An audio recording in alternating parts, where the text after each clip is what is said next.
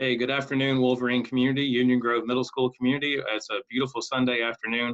I hope all of our families and teachers and students are enjoying the last few moments here of technically our end of summer and are getting ready for a very exciting launch to the 2020-2021 school year as we start with virtual learning across the county and with all of our students tomorrow beginning at 9 a.m. August the 17th. So what I wanted to do is touch base real quick just to make sure we all have a good understanding of how the day is going to get started, because it will look a little bit different from a standard start to a school day. One thing to note is that when you look at your schedule in Infinite Campus, or students, if you've already gone into your class link, gone into your Google Classrooms, you should also see which of those periods are also listed there and that you can follow that as your schedule as well. But one thing to understand, sixth graders and eighth graders at 9 a.m. will be beginning with their first period class. Now, when the day comes, when those students come back to the building, all students actually, your first core content class is your homeroom class. And so this is a little bit different for our seventh graders because they're gonna start the day tomorrow with their first period connections class, just that first period connection. And so that's going to look a little different because usually when we get into the building or we start our school day, we start off with a homeroom teacher that's usually on our core content hallway. This is not the case tomorrow, though, with the start of virtual learning with our seventh graders.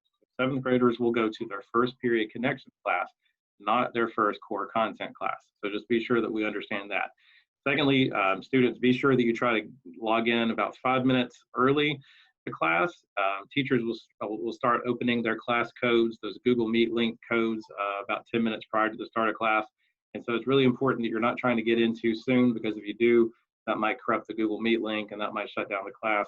So your teachers will start the class, and then when the class is actually open and started, you can then join.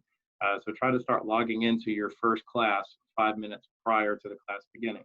And that's a good remote learning expectation for all of our students for the very beginning of any of your segments that you have. Be sure, if you haven't done so already, go out to the school website, and there is a link there about the beginning of school. It's all over the website. And basically, there's a place there you can find the remote learning schedule. So everybody's first instructional class tomorrow starts at 9, and we're asking our students to start trying to log in around 8:55. So one thing I just wanted to show too, I'm going to share my screen real quick here in order for you guys to see this. So I think most of our kids are pretty familiar with this. This is what your class link page would look like. Mine looks a little bit different from our students, because that would be that basically you guys, when you sign in, you're going with a 6-digit student ID rather than a name.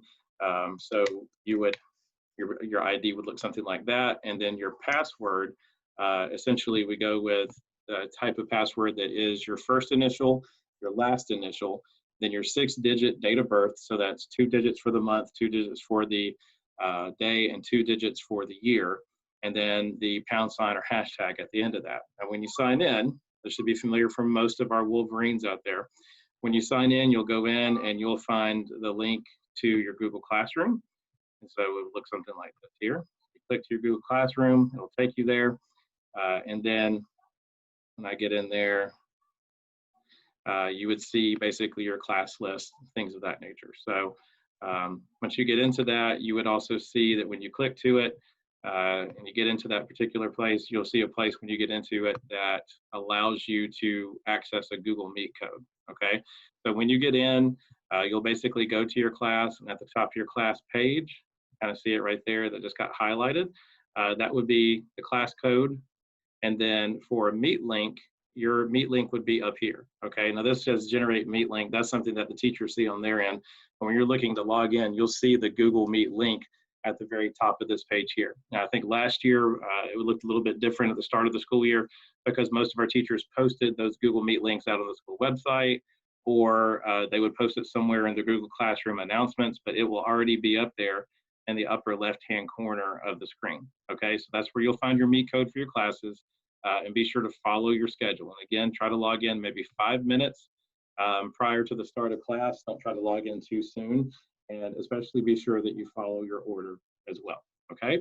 So now past that, did want to make sure that just we understand a couple things. And number one, what is this week going to look like? What are teachers going to be working with students? So this week, basically we will have our full schedule will be in effect with the exception of instructional focus. For right now, our instructional focus is going to be basically our students circling back to their homeroom class. There's a little bit of an exception with that with Team 802. They actually have 5 teachers as their core content, so they'll follow their class schedule and they'll get into all 5 of their core classes that day. They won't be returning back to a homeroom. They'll actually get the chance to meet all of their teachers that day. But for all other teams and all other kids, we're going to reserve instructional focus, at least for the first couple of days, as a place where we're going to come back and reflect. We'll also be doing some of our second step social emotional learning classes. But our big priority this week is just connecting with kids. We want to make sure that kids feel comfortable with the platforms, feel comfortable with all of the tools that they're going to be working with through remote learning, but also making sure that they feel like they're actually connecting with their teacher, and likewise the teachers are connecting with kids. So our big priority this week is going to be a lot about connection. It's going to feel like and look a little bit like we're not jumping too deeply into a lot of instruction. We'll probably start introducing some content to a little bit of a degree, but it's going to be wrapped up a lot with getting to know each other, as well as trying to help our kids through the ins and outs of what the school year is going to look like, especially in remote learning. And I also want us to make sure that we all kind of understand and embrace as a community. Obviously, when you talk about using the internet, Google platforms, Wi-Fi, all that kind of stuff, we know good and well that we probably will not go without some sort of a little hiccup somewhere with something going on. We also realize that some of our students might get lost through the school day with their schedules, might try to log into a meet and can't log into a meet, might have issues and might have to reach out. And so we might have to be helping some of our kids get around through the virtual world a little bit.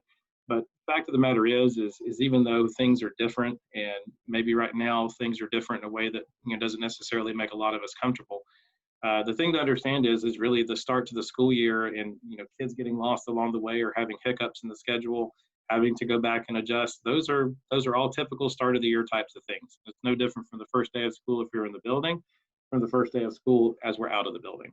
And so we understand that there's going to be ups and downs and trials and tribulations. There's going to be technology glitches. Some things are going to go wrong. A lot of things are going to go right.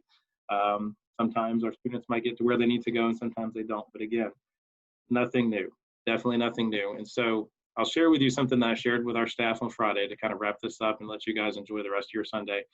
But remember that through all of this and that everything that we're doing here different, we have to really focus in as a school and a school community about our why and what's our big priority. And our priority here is our students and our students' future and being able to serve our community as best as we possibly can. And so we reminded ourselves on Friday as a staff that even though there might be conflicting opinions on whether we should be back in school or not be in school, or whether this is the best type of learning module for all kids or not, we have to make sure that we don't let our conflicts overshadow our commitment to our school, to our kids, to our community, to our state and nation, that our future is existing in our schools.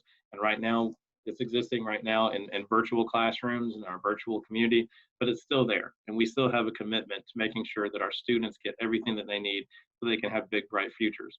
We're not going to let our challenges overshadow all of the wonderful stuff that we have to share with our students here at Union Grove and all the wonderful things that our students have to share with us. We're not going to let fear overshadow our faith that someday all of this is going to work its way out. We'll start with a gradual, return to the building at some point in time with some of our students, and we know that at some point in time this will come to pass and we'll all be back together again. But at the same time, we realize that we're not going to let a pandemic get in the way of our students and our community's future potential. And we must make sure that we rise through that and that we work together collectively and collaboratively through this time to make sure that potential and that future that still exists for our kids is still there, and that we don't let anything get in the way of that, either today, next week, or a month from now, that we're continuing to pour into our students and lift our students up to make sure that our passion overshadows the pandemic. And so we'll make all this work out. We can do this by lifting each other up, working together collectively. I will say that I think we were all just amazed at the enthusiasm and the joy that we saw on our kids' faces just to be back on campus last week, even if it was just for a simple drive-through. We were amazed to see kids coming in to participate in athletics and how much we can adhere to the social distancing protocols that we have, and that we can still actually have effective practices. And again, just watching the joy and the enthusiasm of kids being able to be back on campus is second to none. And we realize that we have a duty right now to protect the safety and security of our students and our community. But we do welcome those small steps back to normal, like a football practice or a softball practice or a drive-through where we get to see our kids face to face. And we certainly enjoyed all those opportunities, and it really was helpful to recharge us and remind us of exactly why we're here. So understand, parents and teachers and kids, students, administrators, business partners within the community, we can do this. We can unify, we can continue to grow, we can mature, and we will succeed because we are Wolverines.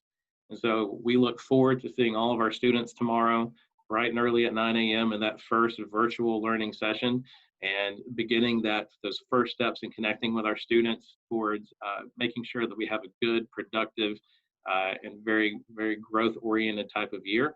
And just know that if snafus occur or anything like that, or like little hiccups along the road, please know that we're just a phone call away, we're an email away.